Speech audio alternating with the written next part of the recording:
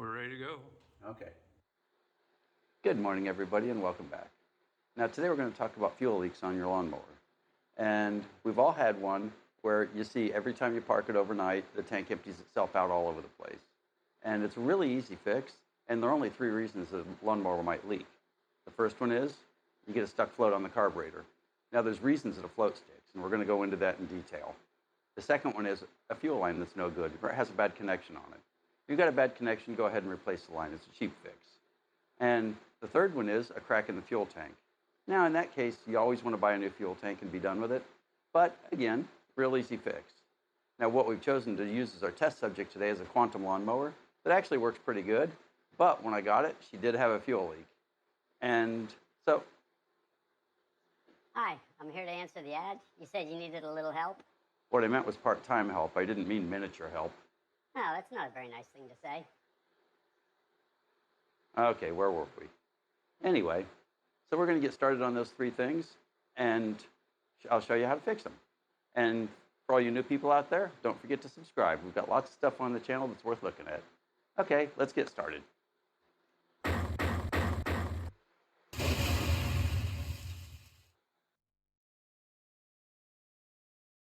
Your covers could be a little bit different than this one, but they're pretty much all the same. You just want to figure out how the cover's attached and get it out of the way so you can get to the carburetor and you can look around at your fuel lines and get a good look at your motor. Now, most of the EX motors, most of the newer motors, the tank pops right off, which makes it a whole lot easier to test. Okay, we turned our fan off for a few minutes. That'll make it a little bit quieter in here. A little bit warmer, but a little bit quieter. Now, when you look at the deck on this, you can see there's little hints of rust and little hints of discoloration where the gas was leaking. So we know she's leaking. We just don't know where. So in order to take this carburetor off, we're going to remove this part of the linkage, and we're going to remove the 2 bolts that hold it on. We're going to remove the fuel line. And everyone's a little bit different, but it's all the same basic concept. So, and remember, this is a good time to take pictures, because this linkage may be obvious right now, but it won't be obvious later when you're working on your own and you're trying to put it back together. So we're going to scoot this linkage off to the side, and we're going to go ahead and crimp the fuel line and remove the fuel line from the carburetor. And that will take the 2 bolts off that hold the carburetor. Excuse me. Now we'll remove the fuel line from the carburetor. Don't want to take those bolts off quite yet. Now you're going to get a little bit of a drip of fuel here, but not a whole lot.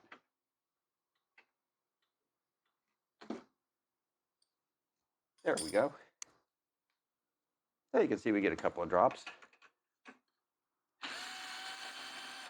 Now we're going to remove the bolts that hold the carburetor on. We're going to place those someplace where we won't lose them. I usually put those on a magnet, but this is a pretty quick little job, and it's the only one we're doing this morning, so I won't lose bolts on this one. I'll find that other one. There she is. Okay, and always be careful when you're taking your carburetor apart, because the linkage will make it appear it's stuck when all it needs is, in this case, just rolled off. There we go. And if you took pictures of everything, this will go back together real easily. So let's take this over to the bench and have a good look at her and see what's inside it. We're going to go ahead and pull the bowl off and have a look at the needle and the seat, because that's where the leak's really coming from. The fuel line goes here, and all the fuel comes out there. So if you don't see a leak on the fuel line itself, then it's coming, this is overfilling for some reason. So let's go ahead and pull the pin out that holds the float. There we go. And we'll pull the needle out and have a good look at her. In this case, it's a rubber needle. Sometimes you'll have a steel needle. In that case, you've got a rubber seat at the bottom. Looks something like this.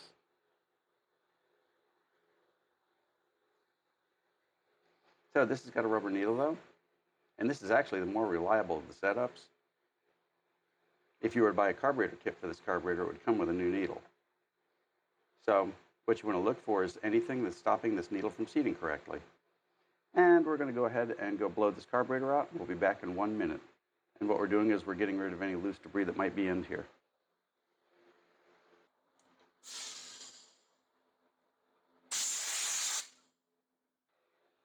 Okay, and we're back. Now I've cleaned it out real good and I've sprayed it all down real good. So now we're going to go ahead and put the needle back on the float, like so.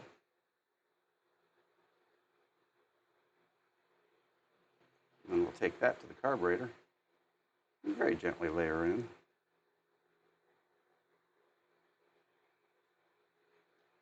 And then we'll make sure we put our pin back in. And double check this one before you put your bowl back together. You want to make sure that she works.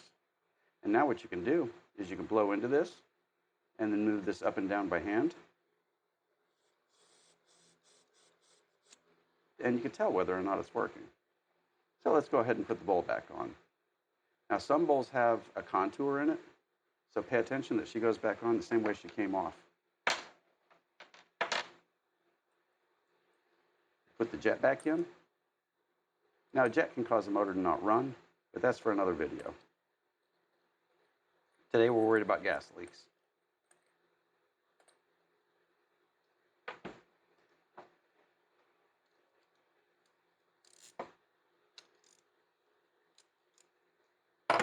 Okay, that's that. Now let's head back to the motor.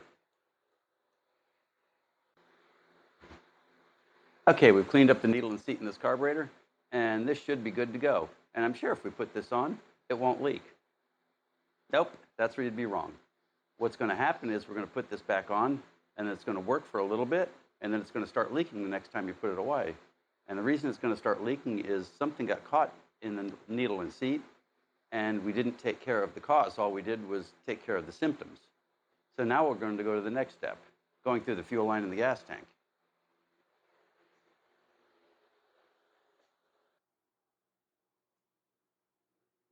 Okay, now that we've got our little carburetor all cleaned up, it's ready to go, and we know it's nice and clean and everything is perfect. Now we have to consider where the debris came from that got into the carburetor. It could have come from a fuel line that's worn out by ethanol being in it over the years. And it also could have come from somebody putting gas in the tank in the middle of the yard, and they just let leaves and debris and whatnot get in the tank. Now, it only takes a tiny little part. You saw how small that needle is. It only takes a tiny little part to get in that and cause a fuel leak that'll just dump a whole gas tank out. So what we want to do next is empty the gas tank. So let's go ahead and do that. Most tanks come apart real easy. You've got one bolt underneath. Where are you at, buddy? There you go. There we go. And then you've got 3 at the top holding it together. Let's get our carburetor out of the way, put her in someplace safe. Now, if you're running an EX motor, it's even easier than this. The gas tank slides right off.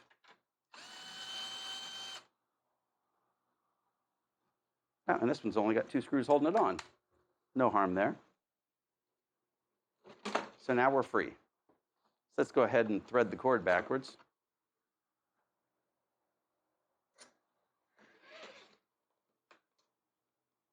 We just want to get this out of the way. Now we're going to take our gas tank and flush it all out, and we'll be right back. Okay, that took a little while, but we used tank cleaner to flush the tank out really good. And now we're going to go ahead and remove the fuel line that's on the tank and replace it with a new one. So we'll pull our clips, because in this case, our clips look pretty good. We'll see if we can't save those. And we'll grab ourselves a new piece of fuel line and cut it to shape.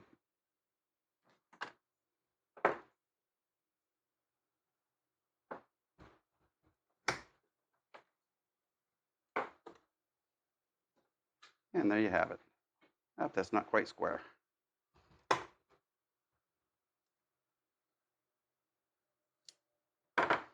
And that should do it. So let's see how well our clamps fit. Our clamps fit well on the new fuel line. If they don't fit good, get new clamps. These little clips will save your life. We'll go ahead and install it on the tank and the carrier back over. Carry her back over and put her all back together.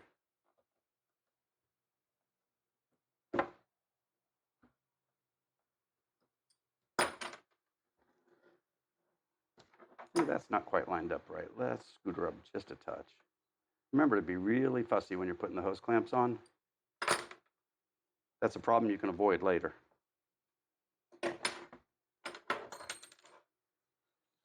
We'll go ahead and prep this one for the carburetor by putting its clamp in place now. Very nice.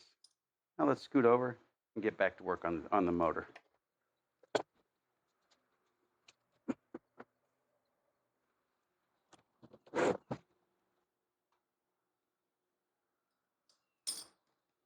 Okay, now that we've got all that done, let's go ahead and lay our tank back in place. Oh, just like this.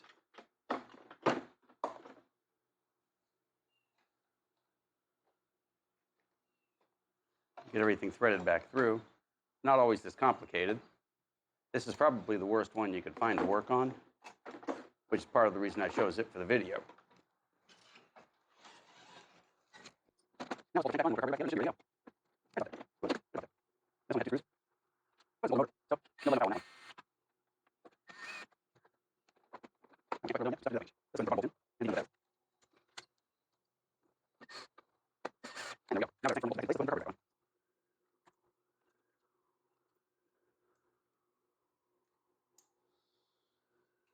Had to find the right fit for it. Okay, if you took pictures of your linkage on the way off, then this part's pretty easy. If you didn't take any pictures, well, good luck. But I think we talked about taking pictures. So we're going to go ahead and thread our linkage back in. We'll get our bolts started for our carburetor.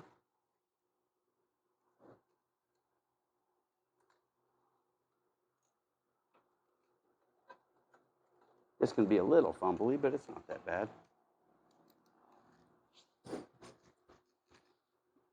Oh, goodness. You do this enough, you start feeling it in your knees. Okay, there's one.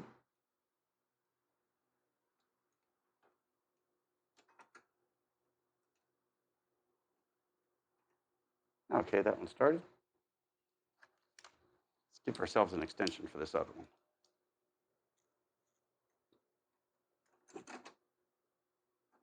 But everything we've done here, while we're doing it on this particular engine, will apply to every engine made. They're pretty much all the same. The general principle is identical on all of them.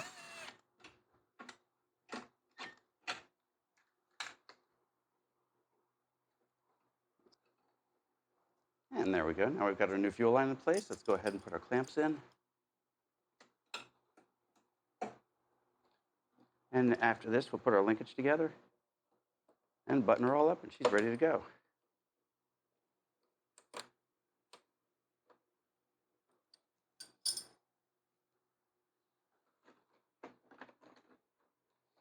Up, up, up, linkage.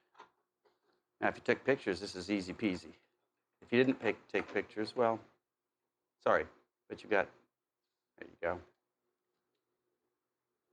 You got a little fork here and a little tab here, and you want those to line up as you put it together. You want this little tab to be inside this little fork.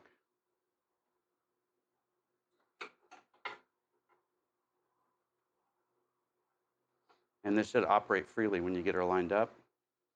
You can see we're hung in there, which means we're just a little bit at an angle. Okay.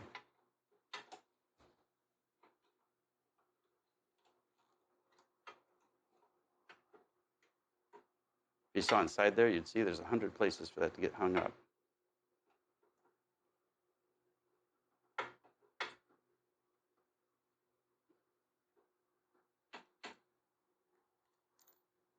And that looks pretty good. Let's go ahead and tighten our linkage on. And once it's tight, even though this tightens all the way, it should still operate freely.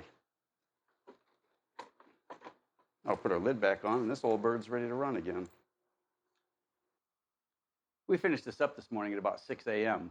And then at about 7, I ran it up and down and cut the neighbor's grass for him. Then brought it back and let it sit. That way, if it was going to leak, that would be when it starts leaking.